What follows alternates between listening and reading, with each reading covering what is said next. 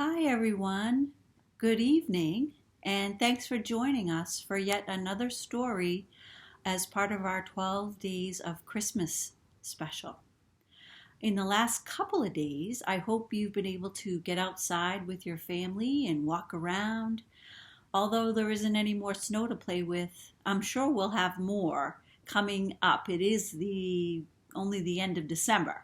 So I'm sure we'll be getting a little bit more snow possibly in the next couple of weeks.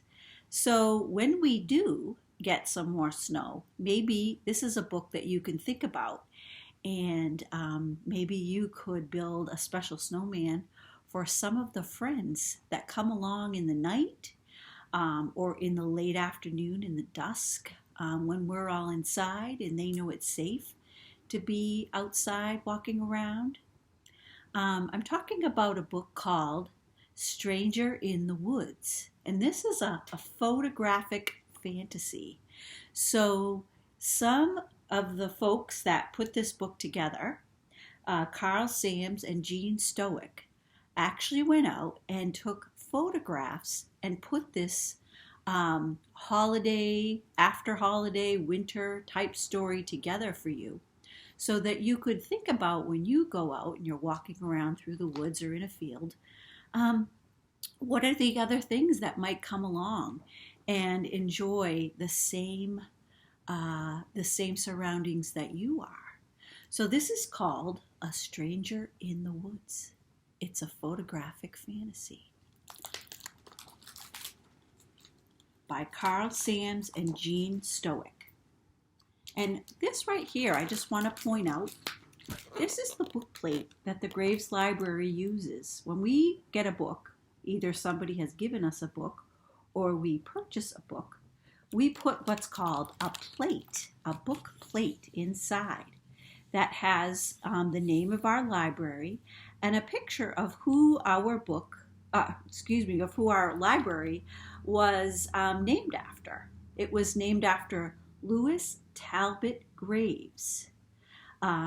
He was a reporter in the First World War, and he passed away because of the influenza that was happening in the early 1900s, sort of like what's going on now. And he was a reporter, so when he came back and he was working in Washington, D.C., he got very sick and he passed away.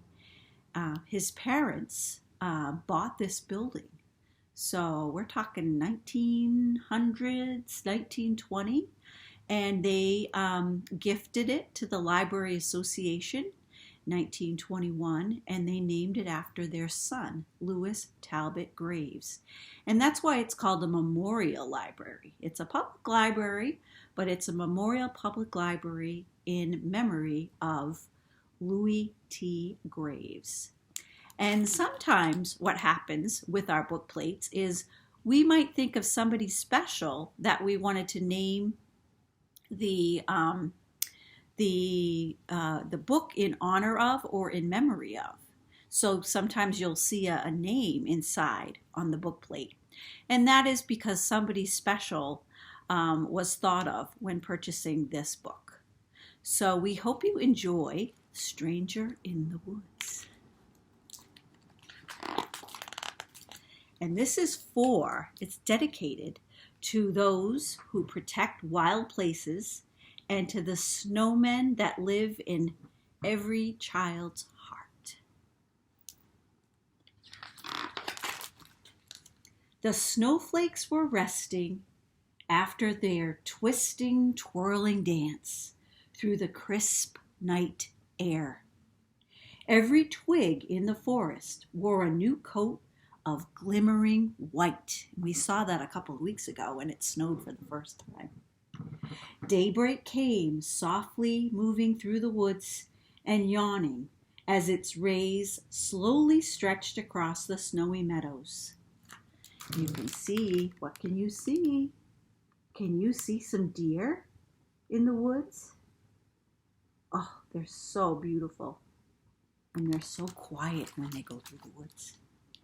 The birds were the first to notice. Stranger in the woods, stranger in the woods." Take care, the blue jays cawed, a warning from high in the tops of the tall oaks. Do you hear the jays calling? Do you hear 'em? I hear 'em sometimes. Mother Doe spoke softly to her fawn. Yes, he whispered, I always listen to the birds, the wind blowing through the trees, the rustling of the leaves, and all of the sounds of the woods. So you see the blue jay up here, and then you see the deer. They're listening, they're watching. Stranger in the woods. Stranger in the woods. Who's in the woods? Where? Where did the jays say? Where is he? Asked the owl of many questions. Isn't that a beautiful owl?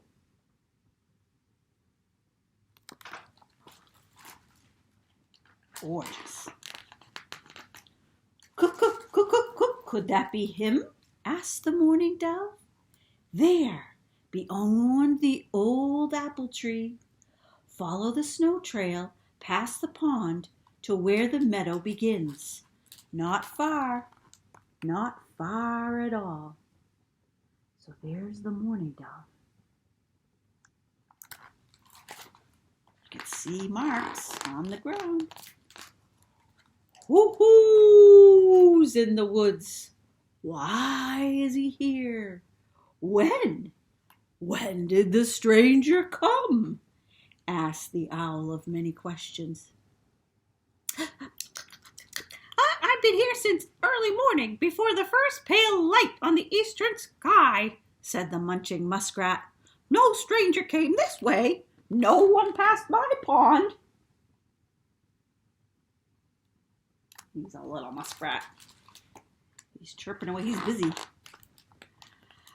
I followed the snow trail under the light of the winter moon, answered the buck.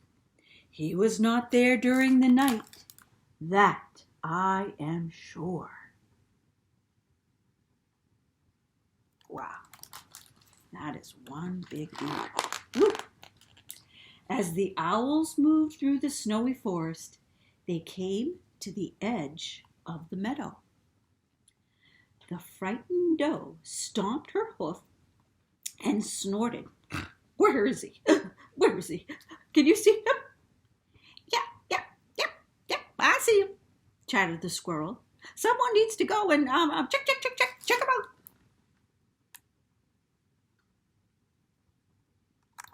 There's the squirrel. Oh, I'm seeing something. I'm seeing something behind that big tree.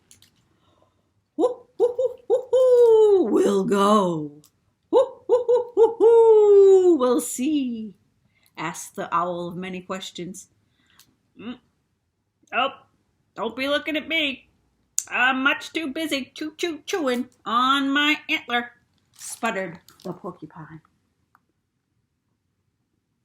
And we all know to stay clear of him, don't we? Especially our dogs. You'll not be volunteering me. No, sirree, said the scared rabbit. Is he watching me? Howdy, it's me, the chickadee. I will go. I will take the lead. Ooh, that chickadee, he's very brave and very sweet. I'm the smallest, and I can scamper quickly. I'll do it. I'll make a tunnel under the snow where only I can go. Creeping in closer is to get a look, quietly, just like a mouse. Oh, let it be me, said the fawn. I can do it. I know I can. So now they're all getting a little closer. What do you think it is? What kind of stranger do you think is in the woods? I am the strongest and the biggest, said the young buck. I should go first. Oh, I can fly faster, chirped the cardinal, but I can run like lightning, and I have antlers. But I'm red, announced the cardinal, not knowing what else to say. He is red, isn't he? He's a gorgeous shade of red.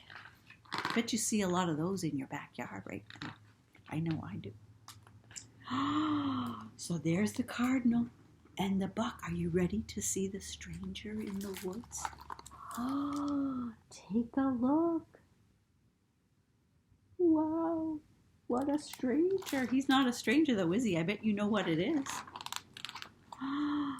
What are you waiting for? I'm already... The chickadee landed right on what?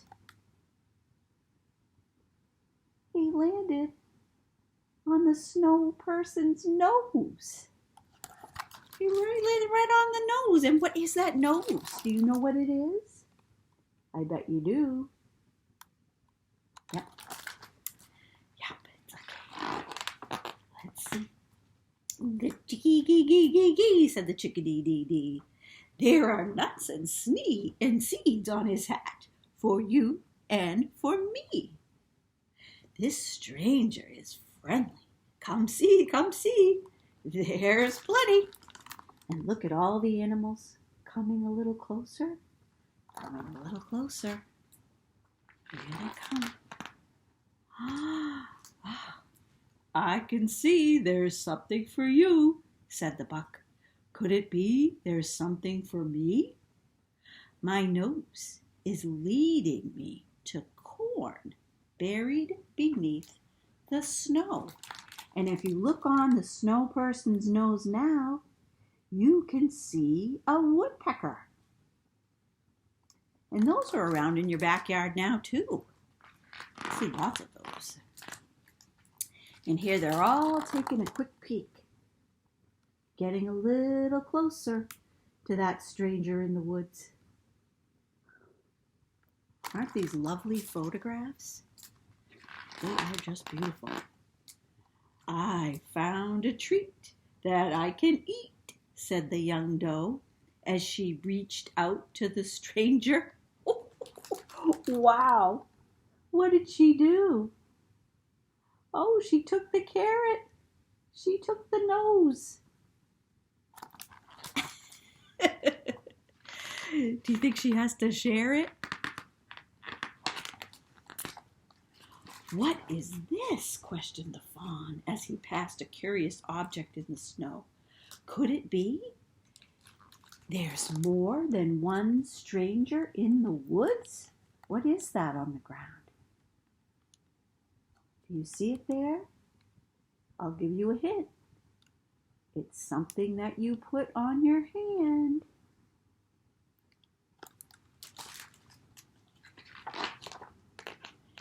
After the corn was gone, the animals left by the snow trail, one by one, and disappeared into the winter woods. It was the chickadee who took the last seed and flew away.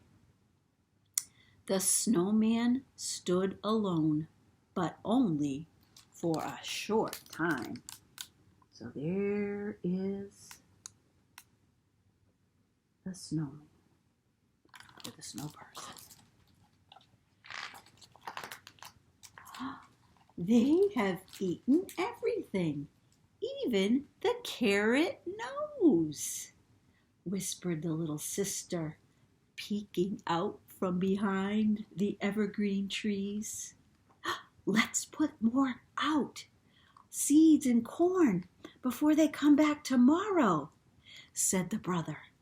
The animals will never know that we were here. So there's the sister and the brother. So they must have built the snowman and put all the things out for all the animals to eat. How clever and very thoughtful. How long will we feed them? Asked the sister. Well, for a long, long time, the brother replied.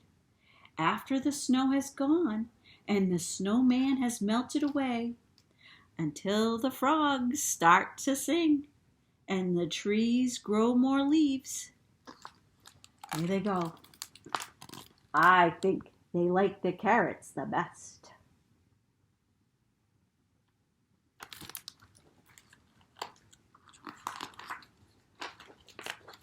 And look what they wrote in carrots. The end. So they used up the rest of their carrots to write the end of the story. The end. Wow. So I hope, oh, here's one more picture. Look, the fawn saw her. She was spotted. So do you think she was the stranger in the woods, or her brother? Or do you think it was the snowman or the snow person? I don't know. You'll have to tell us. You'll have to tell us what you think. So, Stranger in the Woods, it's a photographic fantasy. And if you have a camera, or your mom and dad have a camera, or even their phone sometimes has a camera on it now, you could go out and you could make a snow person, and you could put some seeds around and maybe a couple of carrots. And then maybe you could see who's going to come. But make sure you take good care while you're out there and you're together, and be kind to the animals, okay? So they love to come, but they don't like to be scared. So I hope you enjoyed this story, and we will see you again tomorrow night. Have a great evening, and we hope you have a wonderful, happy New Year too. Thank you so much. Good night.